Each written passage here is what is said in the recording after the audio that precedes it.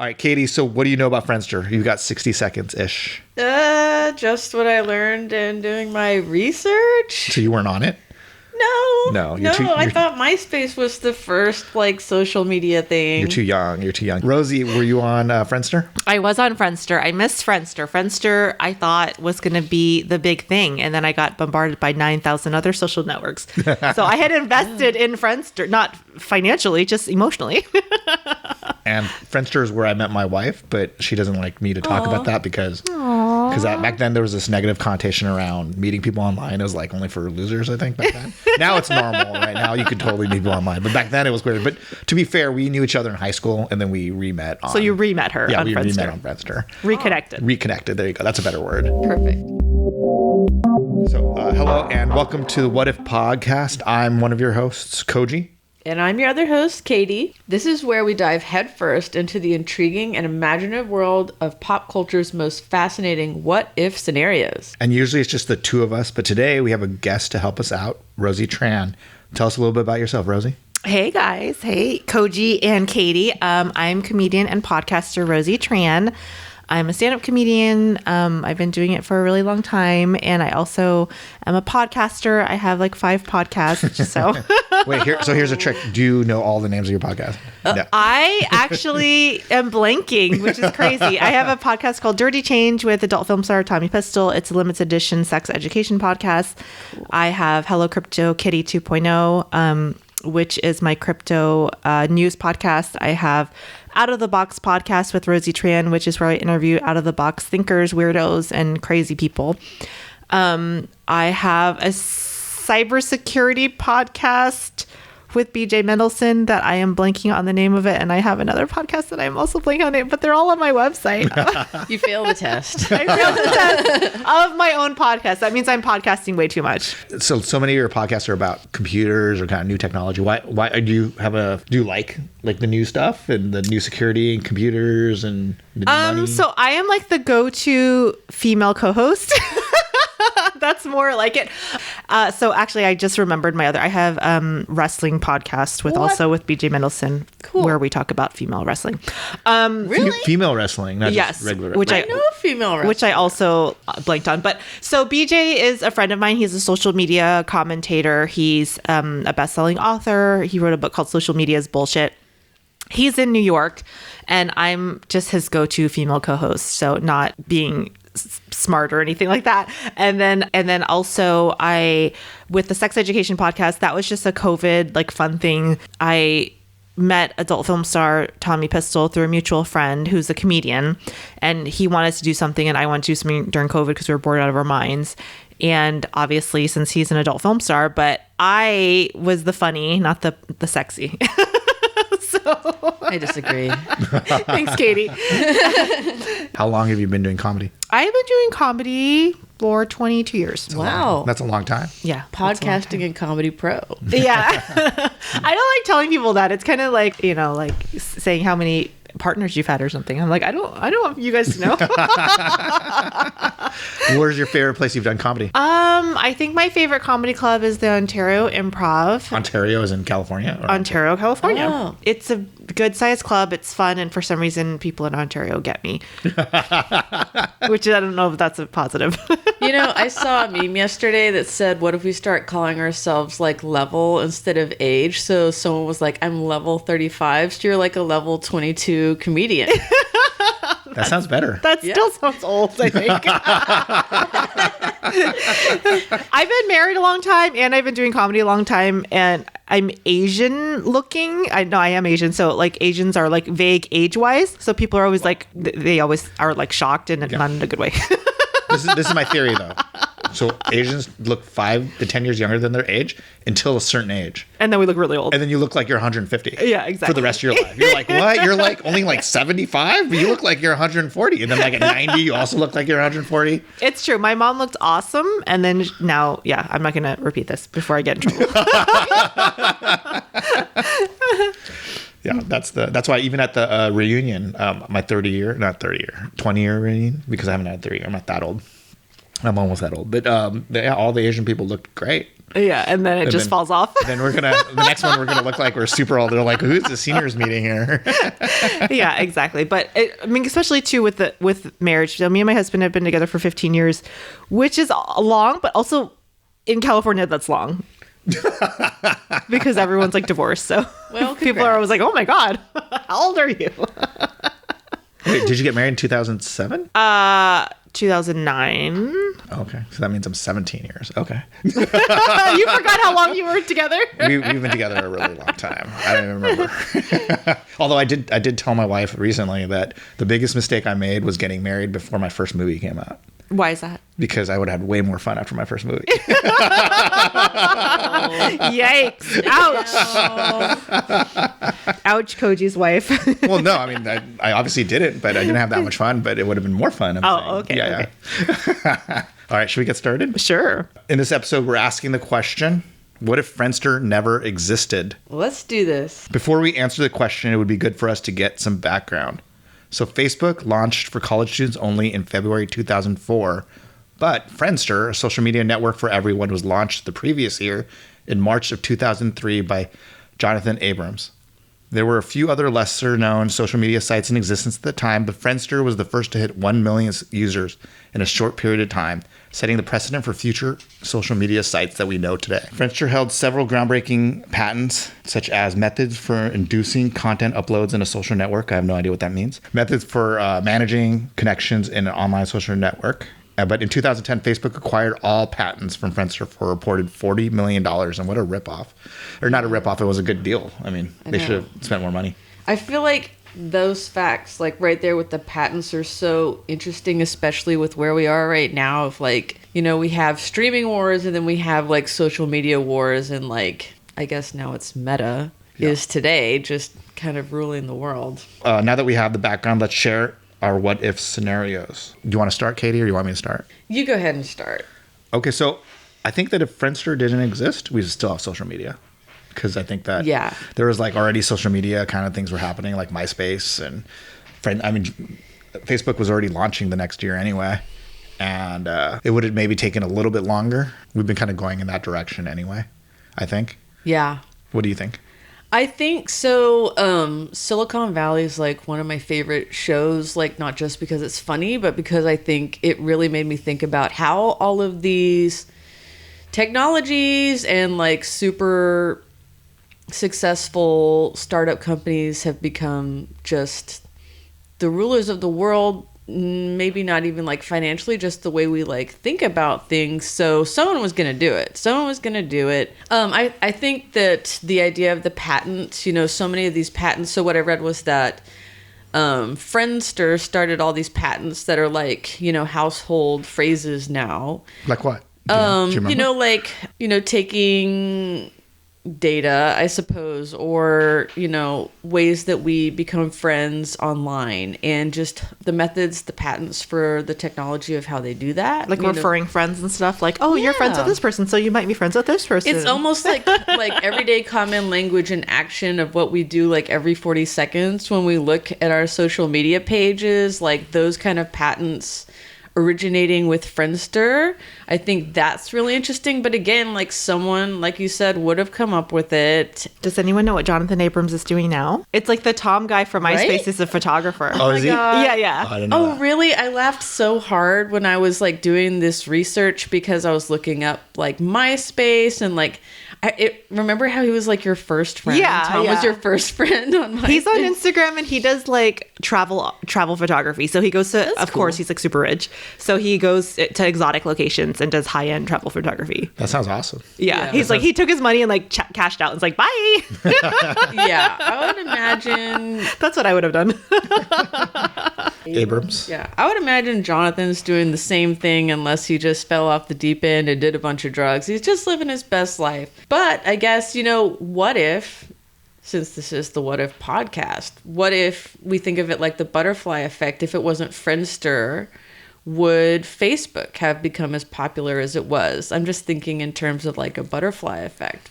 So MySpace came out like literally months later. Oh, it did? What if like Friendster had been, what if MySpace had been the ultimate hit and then some other butterfly effect thing, and then what's some other social media, and like Pinterest. Now Pinterest was like dominating the world, and like Pinterest is the new meta. Or what if MySpace acquired the patents and not Facebook? Oh, good thought.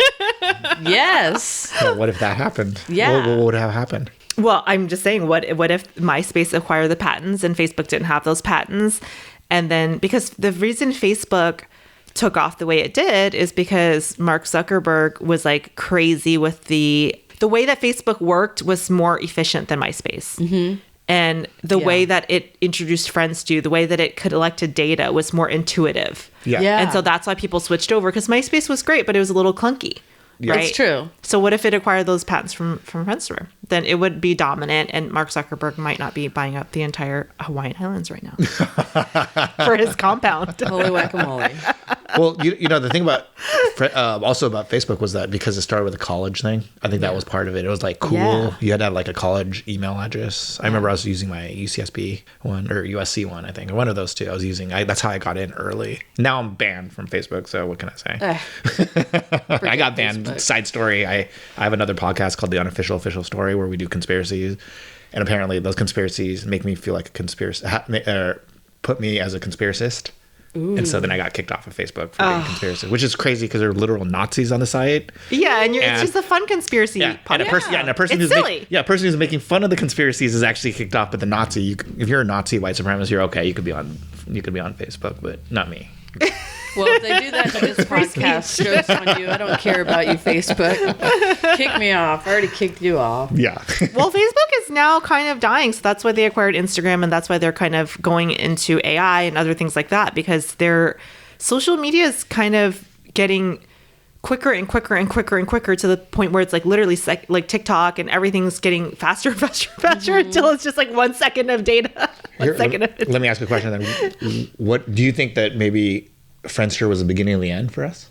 I heard from somebody that of society, yes. Yeah, that social media is kind of destroying society. Oh, yeah. And that it's always been like something like social media that kind of destroys society and culture and stuff. Do you think it's going to be the downfall of our culture? I don't think it's going to be the downfall, but I think it's a downfall in a way. I think there's positives and negatives, and unfortunately, it's exacerbating some of the worst parts of humanity, which make me sad. Like what? I think that people are projecting a lot. Like if you look at the comment section, you'll see a lot of projection of people's emotional problems.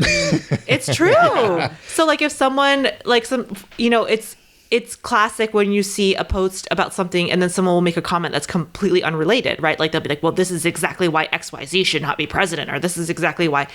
They are showing their consciousness. I mean, I hate to be all hippy dippy, but that's what they're doing. They're showing what is on their mind, because they're not necessarily commenting on what is relevant, right? So maybe it's a post about Gatorade, right? And someone will be like, well, this is exactly why the Nazis, blah, blah, blah, blah, blah. And so people are showing their consciousness, and unfortunately, a lot of people have an ugly thoughts. Yeah, well, it's hilarious to me. You get these trolls online, and then they think that, then they come to the real world, and they don't realize that you can't troll in the real world. It reminds me of like when I go to, like, not when I go to, I've never seen this, but when you see basketball games, and you see somebody go up to like one of the players and just talk shit in their face, and you're like, don't you realize that this guy's an elite athlete and he's like 6'6", 250 pounds, and you're talking shit to him? You're lucky he can't hit you. You're lucky. Yeah. Like, but people have lost their minds and they don't understand there's like on Instagram you can say whatever you want because you're not standing in front of them, but in real life that person could hit you. Well, I think people are, there's definitely a lack. I remember it was post-COVID and I went to a restaurant in Pasadena actually, and the waitress was like, oh my God, I've forgotten how to talk to people. I'm so sorry, because she was so used to being behind a screen and not actually knowing. And she's like, I apologize. I'm like learning how to talk again post-COVID. And I think that that's affecting everything. Like even as a comedian, I noticed a difference between post-COVID audiences and pre-COVID audiences. A lot of people don't laugh out loud as much anymore because they're used to watching a screen and laughing internally. Mm-hmm. And so I noticed now it's getting better, but like the first 6 months after COVID, people weren't laughing out loud because they're so used to watching comedy at home on a TV screen or on a phone and not live. Wow. And so that was something that I noticed. And I would ask people afterwards, I'm like, well, how come you weren't really laughing? Or they'd be like, oh, great job. I'm like, well, why aren't you really laughing? And they're like, oh, I guess I didn't realize I wasn't laughing, because they're so used to laughing at home on a screen, behind a screen, Wow, not in a live venue. Okay. So things are definitely changing. And I think the younger generation is a lot more antisocial due to the social networks. And I've noticed that too with my nieces and nephews and stuff like that. Okay, I have a question for you. And I'm going to try and keep this as coded as possible. Uh-oh. But if you catch someone laughing out loud when they think that they're all by themselves and you don't know what they're laughing at, how does that make you feel? Like you walk in on someone Like laughing? maybe you hear someone just like giggling like Oh, I think that's cute. okay. Because I've heard some people say like, oh, that's a serial killer. And I'm like, oh no. I mean, if they're looking at a screen and laughing, then sure. Yeah, If they're okay. sitting in the corner and laughing for no reason, then that's like villainous. Okay. Yeah, I guess Okay. context matters. I feel better. Katie's like, I laugh to myself all the time. Okay, cool.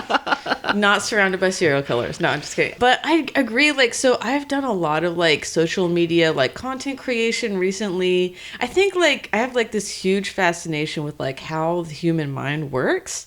And trying to understand like why do people like comment on this one or this one, you know, this thing that I thought would be like really popular, like it got 2 views, and this thing that I thought was kind of mundane got like 1,000 views in 2 seconds. And I love like trying to look behind that kind of stuff, and like it's not necessarily for me about like I want to get the most amount of views, but like what is it? Is it the timing? So I think if you create great content, you create great content, but that doesn't mean it's going to go viral. And sometimes it just needs a little push. And I have a silly 40-second clip that I made that went viral 4 years later. Wow. So I remember thinking of it and I was like, oh my God, this is so funny. And I made the clip and I put it online. It wasn't a clip of me. It was just a clip of something that I kind of memified. And I was like, this is so funny. It's going to go viral. That's so hilarious. And me and my husband watched it over and over again. We're like, this is so funny. And forever it had like 60 views and nothing happened.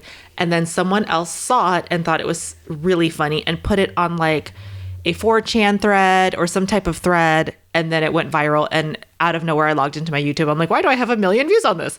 So sometimes it doesn't mean it's not funny. It just needs a catalyst. Yeah. Because it literally went viral 4 years later.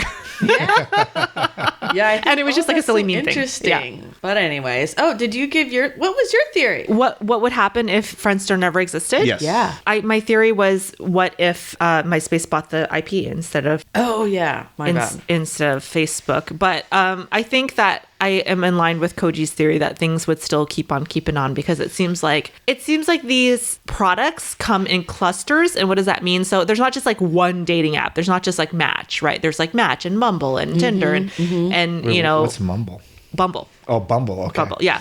And so they all kind of, once someone does it, the app world and the social media and tech world is like, oh, let's make another iteration of it. So I think there would have been another iteration, maybe just not the iterations that we see now. I want a combo meal, please. I agree with Koji that I think someone would have created this and we'd keep going the way we're going. However, I'm really fascinated by your theory or your idea of what if somebody else had gotten the patents and like really held on to them before Meta did. Because like you said, Mark Zuckerberg has a very specific personality, which has led Meta to go a certain way. But what if someone with like a slightly different personality had gotten those patents? You know, things might, for me, where I'm at in my life right now is I'm always like right on the verge of just moving to the middle of nowhere, getting a dog and working at a tea shop, just because there's so much. Are you my twin? Maybe, but like there's just so much, and I love technology. I'm a Twitch streamer and I think it's so fun. I love talking to people while playing video games. But you need a break sometimes. There's just so much. Yeah. And it does like kind of freak me out, you know, and people say you fear what you don't understand, or maybe there's just so much that I'm like, I don't know if I want to be a part of where this is all going, but I don't know that I have a choice. Are you guys on TikTok? I am on TikTok. I'm on TikTok, yeah. I'm not on TikTok. I was like, I don't want to do another thing. No, Yeah. I just started TikTok a couple of months ago for another film project that I'm doing. And I was not pleased with the first things that were shown to me or suggested by TikTok. I was like, this is concerning. But I stuck with it and tried to curate the content that Wait, said did you to find my me. naked page? My TikTok naked page. That was the first thing that was suggested to me, and I was like, moving to middle of nowhere, working at a tea shop. Are you my OnlyFan fan? Your only fan? Sorry. Confession. I'm going to start an OnlyFan for my dog, by the way. I love that I'm in the idea. process. Oh, coffee. I was just telling my mom, so it's freezing where my mom lives, and she sent me a picture of one of her cats in a sweater. Aww. And I was like, Mom, I think you could be an influencer. You have 4 cats, and all anybody really wants is to watch animals on the internet. So That's how I clean my Instagram feed, with pets. yeah, it's the only reason I have social media. With anything, there's a like a positive and negative. Yeah. And I think it's learning how to navigate those things on social Mm-hmm. media. Like there's sometimes I literally just want to watch people die on Instagram. And then most of the time I want to just see pets. Like I want to That's see like dogs. my entire Instagram is just pets.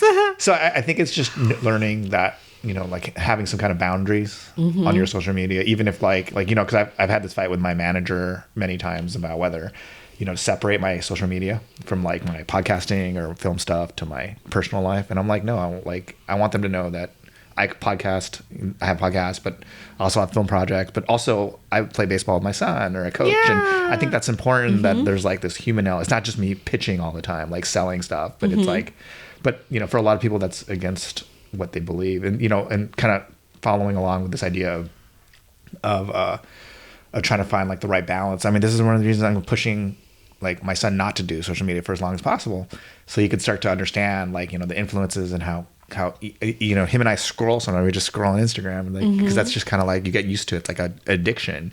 So how can we keep him from, you know, not getting addicted and learning boundaries and all of those kinds of stuff? You know, that's the challenge. I think that's really important. I think especially now and during COVID, I think because so many people were working from home and things like that, the boundaries have blurred. Like people feel like they can get access to 24/7 now because there was no quote unquote office hours during COVID, right? It was just whatever.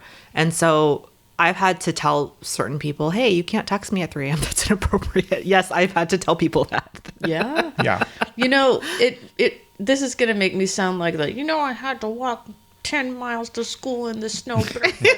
But like it reminds me of when I was a kid and like my mom needed to run errands and I just had to like entertain myself somehow. And it makes me think like how many great thoughts were not thought because instead we were like scrolling on social media. But at the same time, like I used to think, well, why would I like play video games when I could be practicing drums? And I realized like, no, it's okay to take a break for your mind to just like chill, you know? So you're right. There's like balance. You know, because I mean, even like I have friends that married influencers after they became influencers, and when it goes wrong is when it takes over your life. Like you can't, like for example, we can't go to dinner without it becoming a video. And it's like, well, I don't want a video. Like I just want to have dinner. I just want to have dinner with you. And then if you're making this a video, I don't want to be here. You know, and I think that's when it becomes an issue, is when it like starts crossing that boundary of like, it's okay to like pitch your project. It's okay to sell stuff. It's okay to like have people watch your video or whatever. But I don't think it's not the end all be all of your life. You know, You have to have a real life outside of the Instagram life. yeah, and it's you know, and if you're making a ton of money from it, it's even harder to balance that. But you do have to find a balance. You know, I think that's the challenge. Yeah, I currently like work at a bar a couple nights a week, and I'm frankly telling this story because I'm a little jealous, but like I will see people who are literally streaming the entire time they're there, and I'm like, that's awesome. You're sitting here eating and drinking, making tons of money, just talking to people, but at the same time, like I couldn't help but think that the person that was with them was like, I wish we could just have a conversation. That's me being judgmental, and I apologize. It's judgment out of jealousy. How about that? But I think it's also like, I mean, what I'm also saying is that there has to be a balance between your professional life and personal life. Right. And as a creative person, we're all creative here, but you know, we've had to balance that a lot. Like for example, like I have to be careful about the political things I say sometimes because I don't want to piss off people that don't believe with me, right? So there's kind of these two sides.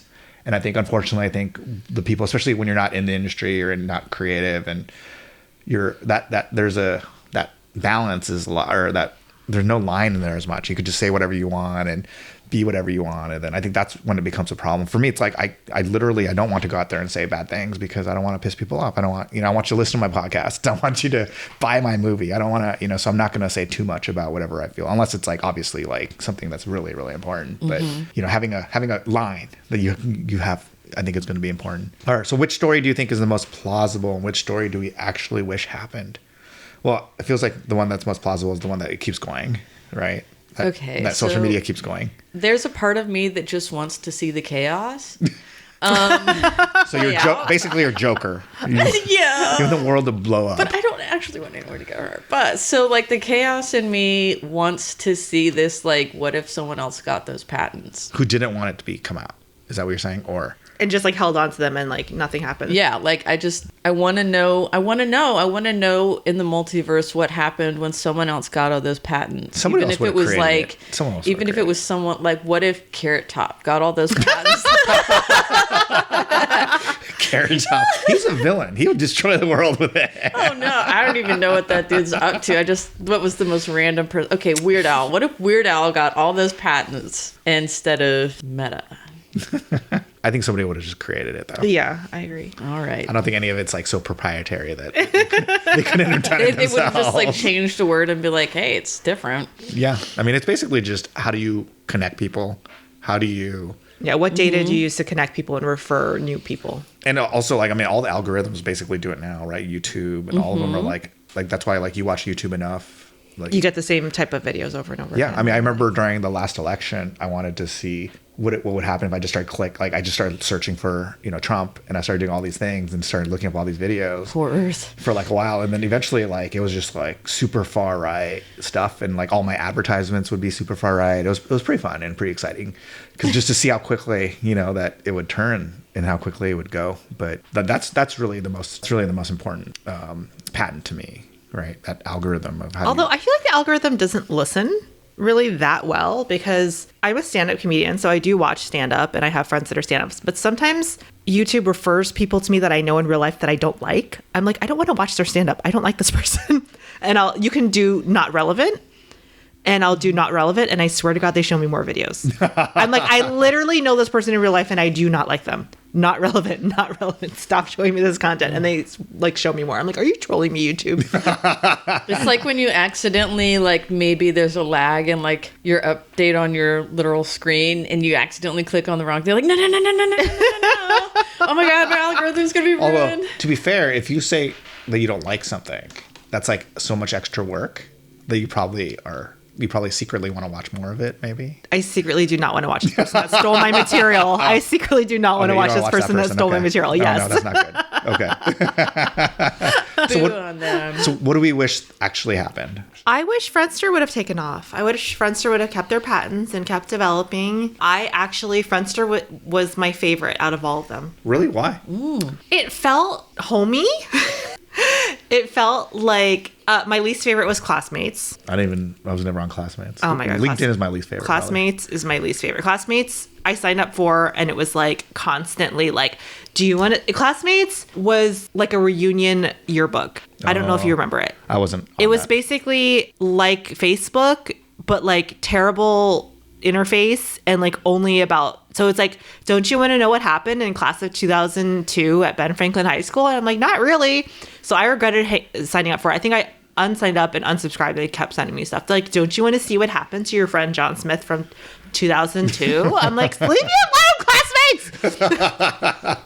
So Classmates was my least favorite. Friendster, I don't know. It felt like friendly. I liked it. And I invested a lot of time into it. And then I had to get rid of it to do MySpace, and then I had to get rid of that to do Facebook.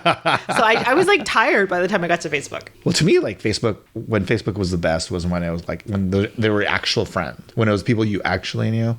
And I think when the tipping point was when there was a lot more people you didn't know. Like, or at least for me, when I started not knowing like 99%. I hated getting friend anxiety. Like when someone follows you and you have to accept them or follow them up, but you don't really know them and you don't care about them. Yeah, but before, in the beginning, it was like only people you knew. Yeah. And it was like, it was kind of fun because then I was like reconnecting with people I didn't really haven't seen in a while. And Yeah. I knew them and I was like keeping up on them. But eventually it became like, Who is this person? Why do I care? And then, but I'm like, I want to sell them some books. I want to sell them a movie. So then I started having a lot more friends and fans. And then all of a sudden it's like, but then it becomes like A job. Yeah, a job, and not really like something that I wanted to connect with people. And I think the one thing about Friendster, which I agree with you, is that it felt more like it was people I knew. Yeah. It was like, I wasn't being marketed to, or the algorithm. There was no ads, I don't think. I don't It think was there was just ads. there was no ads. It which was is just probably like, why they didn't exist for that long. yeah, it was just like connecting with friends. Yeah, and I think that it felt a little bit more like, it was like a meeting spot as opposed to like marketing. Once Facebook monetized,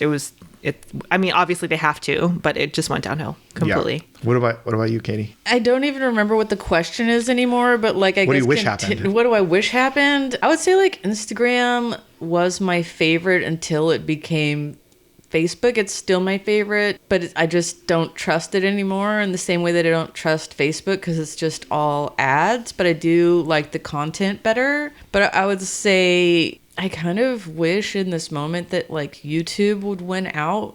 I agree that like it made me think of my friends a little bit differently and sometimes not in a good way. And I think that's what I like about YouTube. If we consider that, I think we should consider it as social media. Less aggressive in maybe.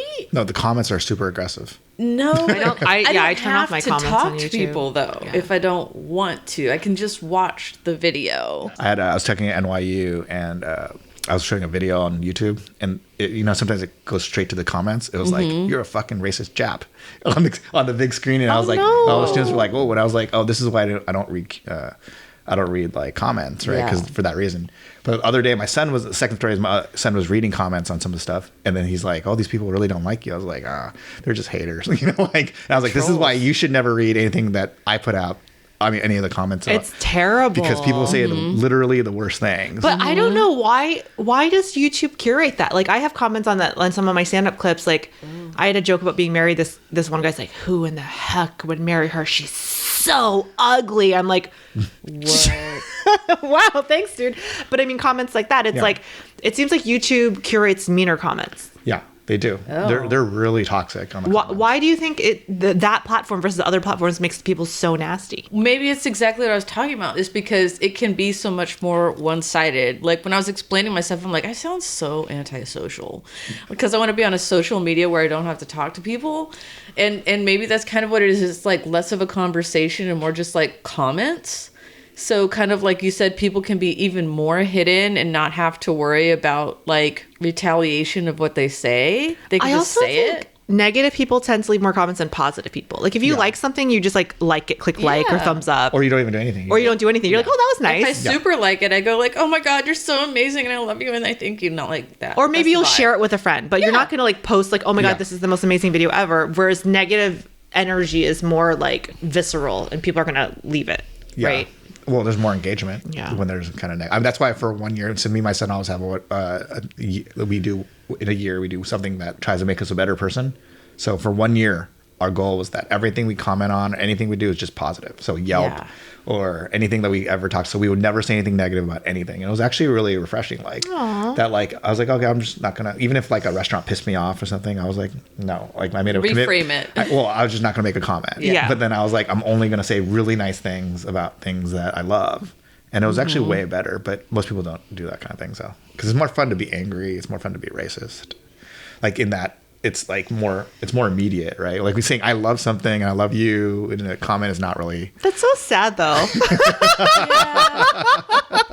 But you know what's interesting is a lot of I think about like negative, like 'cause I get negative emails, right? And even like on comments or whatever, and it's like, when you sent that, what did you think was going to happen? I mean, it actually hurts my feelings. Like I don't lie. It hurts my feelings when people say mean stuff. It's just like, but you have to kind of like, I don't spend time thinking about it, but at the same time, it does hurt. And so I don't know what these people are thinking. Like, are they thinking like they're going to try to hurt this guy? I'm going to feel better about myself, or I wonder if they even think about the other person. They're not, or they're mentally ill. I mean, we've talked about this before privately. Just like there's mentally ill people out there. Yeah, there's a lot of mental ill. But even like normal, like I know people personally that aren't mentally ill and they just say the nastiest shit online. You're like, what? I mean, maybe they are. Maybe I'm just not calling them. Now that I talk about it, it sounds like they're mentally ill. But seemingly they're not. So, I wonder I wonder if it's just something being anonymous online that you're. I think people feel shielded by it. That's why they're. I mean, I'm against this, but that's why in China they're kind of doing the social points where things are linked together, so that if you're like being really nasty, it's linked to your actual. Yeah, which is what Facebook was trying to do for a while. Yeah. Right? Oh, I don't know what you're talking about. Like, So in China they have social points. Mm-hmm. So you gain certain points. You can gain certain points by like leaving positive reviews, or you can lose certain social points by like having bad credit or doing certain things like that. And it's like a control thing. So they're trying to make people be better citizens, but it's not. It's too much. It's controlling. It's too far. It's very communist. Yeah. Yeah. Well, I mean, like to me, I think that even just associating a name with an actual comment or having like real Your accountability. real social media. Yeah. So like, yeah. are you willing to say this? You know, like with your name. Do you need your driver's license to sign up for this? And that's why, like, you remember Charlottesville when all those people were marching, Yeah. and people were outing each one, and they're like all getting mad. And it's like, no, dude, if you're willing to go out and march for That was in public. then you need to be held accountable but you need to be held accountable. And and then they always talk about freedom of speech. I'm like, it's freedom of speech is fine, but it's not freedom from accountability. Right. You could say whatever and not get arrested, but you could be held accountable for the things that you say. If you're like, if you're a teacher and you're talking about child pedophilia, then you shouldn't be a teacher anymore. Yeah. Like that's just wrong. Or if you're a racist, there's things that happen when you're a racist. But, Yeah, one of your hosts on your other podcast, and I liked this, and I can't remember their name right now, but they were saying like do everything like as if it's gonna be on video. That's like Dwayne Perkins. Yeah. Yeah, sorry, I'm terrible with names. I'm totally a face person. Yeah. Dwayne is totally like that. He's super cerebral. He thinks about those kinds of things a lot. Dwayne has very high integrity. Yeah, he's actually one of the few people Sorry, in the Wayne. industry. Dwayne, right? Yeah, Dwayne. Yeah, Sorry, Dwayne. it's okay. Yeah, there's a big poster of him in my room. I'll never forget now. You could stare at him. Sorry, if you want. Dwayne. I'm apologizing to your face on your poster. So if there could be only one social media, which one would you guys pick? Anti-social me is gonna pick You're picking YouTube, aren't you? Pinterest. And social me is gonna pick Twitch. Twitch. Okay. What about you, Rosie? I think Instagram, but Instagram scares me because the ads just know me way too well, and I'm a simple woman. I'm a simple woman. I just like cute dresses and puppies, and they know that about me, and that's scary. That's what I've been reduced to, and they're so on. The algorithm is so accurate. I love YouTube. That's probably the one I'm going to pick too. I mean, if that's a social media, because I'm a premium subscriber for a super long time, and Me too. I live on YouTube. I love YouTube. Yeah, There's so much information. I do love the comments. I love reading it and just being like, "What the hell is this person talking about?" It's almost like it's like a game that we play. Me and my son play a game where we look at the comments and then we make up stories about who they are. So like that's one of the things I'm teaching my son is we look at the comment if somebody said something crazy. We're like, well, Crazy or bitter. and then we're like, what's their life like? Like, who are they? So sad. Hashtag sad. Sad life. Who are these people? It's kind of fun. I do want to make a comment about YouTube comments though. Please do. Because I actually reached a mean YouTuber and it warms my heart. So I had a podcast episode that was on YouTube, and the guy left a mean comment, and he said, "She's so annoying. The girl is so annoying. I can't even listen to this podcast because her voice is so annoying that I can't even deal with it." And I responded to him, which I never respond to YouTube comments. And I said, "I'm so sorry that you lost out on all this great information because my voice was so annoying. I hope you come back and listen." And he actually came back and listened, and he responded to the comment and said, "You were right. It was a really good podcast episode. I'm sorry I was so mean." Oh wow, that's a great story. It was. Yeah. And I never ever respond to comments, but it was. And did he ask for a naked picture of you later? He did not ask for a naked picture of me, but he did apologize, and he did say, he goes, "It was a very good episode." And I said, "Okay, thank you." I think that maybe people, when they hear podcasters or maybe influencers or something, like in their mind, they're like, this person is just a poster. They're just a video. They're not real. And then when you like hit them with like, no, I'm a real person with pets and I eat breakfast and stuff like that. They're like, I wouldn't be mean like that in real life. Well, I think he wasn't expecting me to respond. Yeah. And then I responded. I never, ever respond to comments, especially negative ones. But for some reason, I just kind of felt like being really nice, but also kind of trolling him a little bit back. That was like a really smart response too. I was like, "I'm sorry you missed out on this great podcast because my voice was so annoying." Well, and it goes to show. I mean, a lot of things in America, like the story I always, when I think of America, the story I always tell is that we as a community, we're not racist to our neighbor who say like we hate black people for whatever reason, and so we love our black neighbor because they're awesome and we know them, but we hate black people as a in group. general. Yeah. Or like people in Minnesota love their like either their nanny who's Latino, but they hate the Mexicans walking over the border because they think they're invading us. Like, and there's so much of that. But when you dehumanize someone as a group. Yeah, but but the people in their lives, like they don't hate the gay people that are transgender or whatever in their lives because they're like know them. They actually are people, but they don't want transgender people in their bathroom. They don't want the mythical transgender person coming into bathrooms for whatever reason, like not going to the bathroom, but just coming in like molesting children or something. But the transgender person in their life is fine because they love them because they're great people, because they're normal people. That's why like you watch like What Would You Do? Like that show on ABC, and 99% of the time they do the right thing, right? 99% of the time they stick up for the Arab family or they stick up for the gay couple. Like even like people that don't agree with them, they stick up for them because they're right there, they're right in the front of the face. But then you're a real person. But then if you ask them, should they not be allowed to marry? They're like, no, gay people can't be married. So it's kind of like, and I think in comments it's the same way. It's like I was a hypothetical person. Yeah, and then, no, but it's true. But the moment you respond, it's like, oh, I didn't mean to hurt their. I mean, a normal, non-mentally ill person would be like, well, I didn't mean to make you feel that way. Like, so they would. I mean, a normal person would be like, if I said an asshole thing to you, and then you took it that way, I'd be like, I'm sorry, I didn't mean it that way, or if I did, I'm sorry, I hurt your feelings. That's what a normal person would do. Yeah, but he was like, oh, she's a real person. Crap. I totally thought you meant what would you do on Nickelodeon, like way back in the day. Like what would you? I was thinking what would you do? Sorry, I'm an old person. I watch like ABC. Thank you so much for listening. There are almost 3 million podcasts, and we're honored you've chosen ours to listen to. Please check out our Instagram to just see what we're up to. Be sure to tune in next month, where we'll be answering the question. Oh my God, I'm so excited about this. You're so nerdy. If Batman's parents didn't die? I am so nerdy. I don't know. Do you know the backstory of Batman? I do. Okay. So what do you think would happen? Isn't that for another podcast? I know, but you won't be on that podcast. Okay, I need to know now. Well, Bruce Wayne would not be such a tortured soul, and he probably would not be Batman. Do you think he'd be like a spoiled rich boy? No, because I recall that his parents were portrayed as loving philanthropy type people. Yeah. I don't think they weren't like evil rich people or anything in the storyline. Yeah, but that doesn't mean he wouldn't be the kid. Sometimes the kids become worse than the parents. Oof. I think he would have just been running Wayne Enterprises and helping his family. Okay. Nothing interesting would have happened. But I'm not going to say it. I'm going to save it. Nothing interesting would have happened unless the crime got so bad in Gotham City that they started attacking his parents, and then maybe he would have, maybe if they didn't die, but then he would still turn into Batman. Who knows? All right. Well, thank you so much, Rosie. Thank you, everybody. Thank you, Katie. Bye.